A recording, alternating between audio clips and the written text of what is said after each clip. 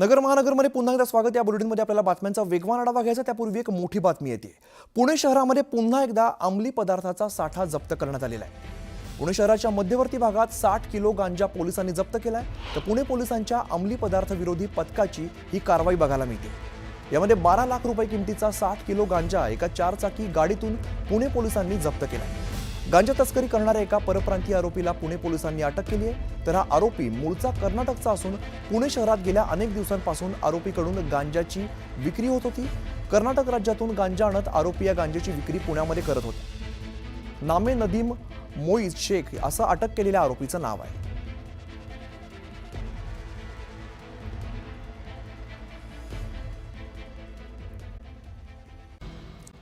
ब्रेकनंतर पुन्हा एकदा स्वागत। अंबरनाथच्या ग्रामीण भागात भीषण पाणी टंचाई निर्माण झालेली आहे।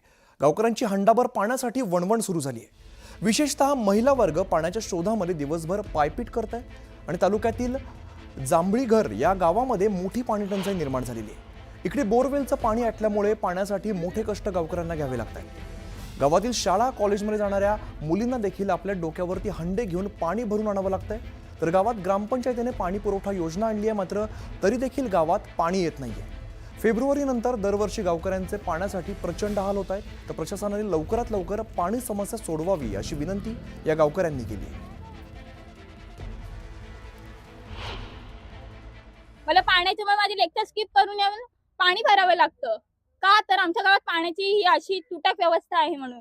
आणि आमच्याकडे निवडणूक येते तेव्हा सगळे प्रतिनिधी येतात, त्यांचं प्रतिनिधित्व मांडवायला। आम्ही तुम्हाला हे करू ते करू, वोटिंग घेऊन जातात, फक्त वोटसाठी येतात। विकासाचं काम काहीच नाही, विकास शून्य। डॅमचं पाणी जो जवळ आहे ना आम्हाला इथून, मग तो मुंबईला पाणी जातो, ठाण्याला पाणी जातो, मग इथं का नाही पाणी येऊ शकत? हा, ते काहीतरी नेत्याला काही सगळंही करायला पाहिजे ना, मग तरच पाणी येईल ना। तो तसा येईल का?